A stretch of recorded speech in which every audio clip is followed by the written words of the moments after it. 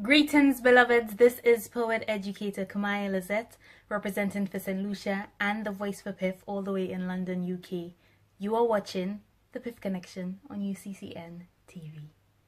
We are back. This is Brother Ed Emoji of The Piff Connection. So now we're going to talk about how to pick a trainer. Now, there's a lot of people saying they could train. People ask me all the time. I say, no, I'm not a trainer. I know how to work with animals to a certain extent. And I tell him to go him because since my wife met him, I've been giving his cards out. So I'm like, hey, this guy's a professional trainer. I'm not a professional trainer. I grew up around dogs and animals and my grandfather, so I kind of know a few things to do. So how do you pick a trainer? What is the list, the do's and don'ts of picking a trainer? Do have them show you their dog. Okay. Right. Now, when I say have them show you their dog, like they may bring their dog and they may tell their dog to sit. And let's say it doesn't sit immediately and they have to tell it twice. That doesn't disqualify them. Okay. Right. Right. Things happen. Right. It is not a computer. It's a dog. It's a dog. Right. So things happen. But the dog should show that it's under control. Gotcha. Right. And they should be able to show you what you want to see out of your dog. Exactly. Right. So if you say, well, I want to go on a hike, and I want my dog to be off leash on this hike if it's legal where you are. I want my dog to be off leash on this hike, but I want to have control of him coming back and forth and calling me. And they say, well, yeah, we can do that. Show me on your dog. You don't have to hike 5 miles, but go out to a park and say, show me.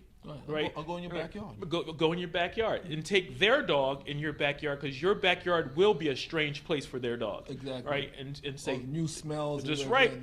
And how do we do that? Okay. You have to be comfortable also with what they want to do. Right? Most trainers have if not a completely different way of training, at least a nuance that's different from how the next trainer trains. Okay. If you're not comfortable with what I ask you to do, you're not going to do it. Right. So you're wasting your time, right? Because I'm going to say, well, did you do it? And you're like, well, no. Right? So you have to be comfortable. If the trainer says something that doesn't make sense, have him explain it. If he knows what he's talking about, he should be able to explain it. Break it down. Right. He should be able to explain why and what he means by doing this. Right, so that's how you should pick a trainer. Okay, so is there is there any place where you could go and you could look trainers up, and is there like a book to where you could go on Google or something like these are trainers and stuff? Unfortunately, or I say unfortunately, but fortunately, you kind of just have to reach out and take a look and see and go through it yourself. There's no one spot that says, well, these are the best trainers. Now, there are organizations, like there is a North American Pet Trainers Association, which I am not a member of. Okay. And there are other organizations, which I am not a member of, right? And you can contact those organizations, and they'll have a list, and those people have signed a document saying they'll train how that organization wants them to train. But I train in a way of what does it take to get what I need to do, right? So I fix police dog problems. I do search and rescue problems. I do pet dog problems, and I am not going to be handicapped by an organization saying you can only use this. Right? I can show you how to use every tool out there. Right. So, but you're not okay. Got you. Right. So you said a few things, and we'll get into it. So we could kind of gear this about what you've done. Okay. So you say you worked with police dogs. So police dogs, you're talking about training and attack, aggression, right? Protection, aggression, right? So that's something you could do. I do that, and that's one of my hobbies. Okay, right. That's one of my hobbies. Right. Okay, now you also talk about the movies. So what when you do a movie like the last movie you did with Jodie Foster, right? What's the challenge you see about training dogs for movies and stuff is to be able to do the command. Even though someone's going to be standing next to them with lights on them, there's maybe a camera following them, to pay attention to what you've asked them to do, right? So, I have a saying that everyone should be able to teach their dog to leave them, come to them, and stay with them. Those three things are leave them, come back, and stay with them. Right. Okay. Those three things you should be able to do. Okay. So if you look at most situations, one of those fits. That's what I'm saying. I never just okay. Right. Okay. So in the Jodie Foster movie, I teach my dogs to get on something when I point to it, right? So you're doing physical. I can point to something. You're not talking this because the dog will move, and I can give a hand signal to move to another spot. So if there's trash on the ground on a film set, that trash is intentional.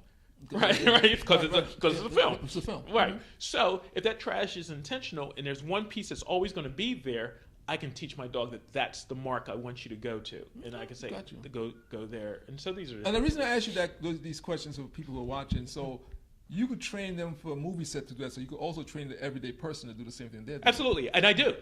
Everyone who's ever trained with me, I call it place, can send their dog to place, right? So if someone said, "Well, I trained with you years ago," I was like, "Really? That's the dog? Yeah, place the dog." Right? And so I don't have to remember that you did or didn't.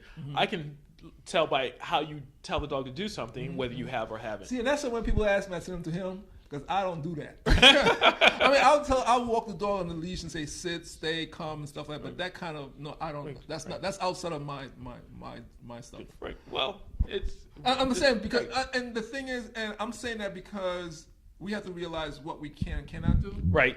And I know what I cannot do. Right. So, and that's why when people ask me, I'd say, yeah, I could show you some very basic stuff. But if you want to know more, I'll give them your card. Right. I tell them go to you. Because I mean, I'm not into that. Right. Because I have other things I'm working on. I just want to do the basics so that way I'm comfortable with the dogs. Mostly when we bring the dog, people bring the dogs into the care center. Right. You know, I let them run around and stuff and then be comfortable with me, and then I try to get them on the leash and walk with me and stuff. I totally understand, because you want to stress me out. Ask me what's wrong with your dog in the medical field. Maybe you should see a vet. right. Yeah.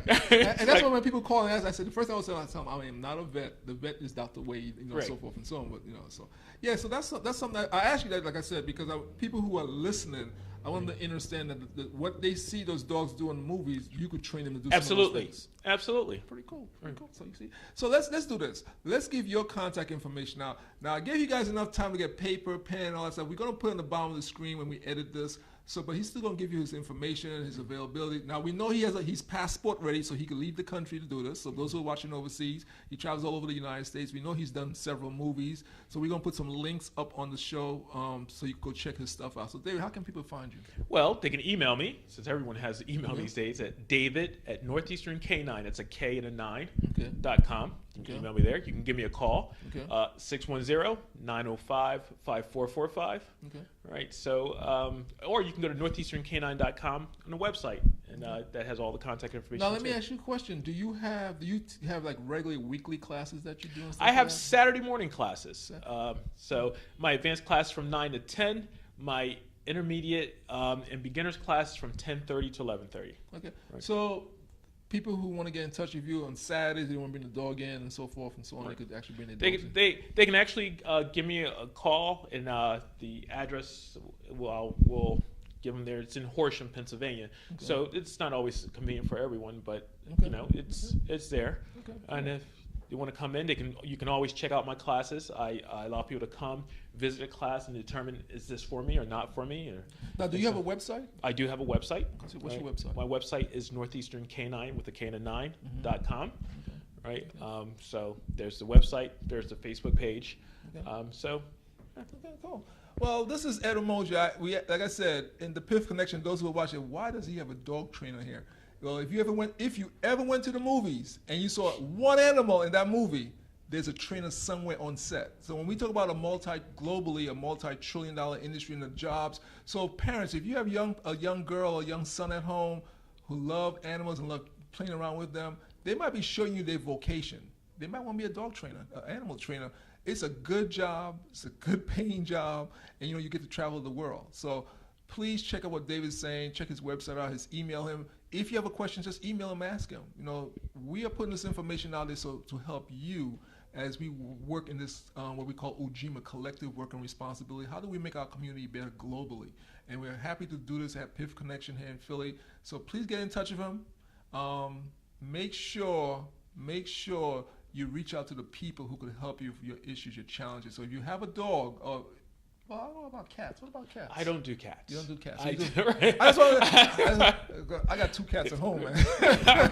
Okay. So if you have a dog and you're looking for a dog trainer, check David out, because we bring people to you at the Piff Connection to help you in your life a better quality life. So David, anything you want to say as we go out? Thank you. Train your dog. A trained dog is a happy dog. Trained dog, happy dog. I like right. That. Well, family, this is Ed Umoja, but you've been watching the Piff Connection. We thank you so much for your time today. You guys have a blessed day, and we'll talk to you on the other side. Okay? God bless.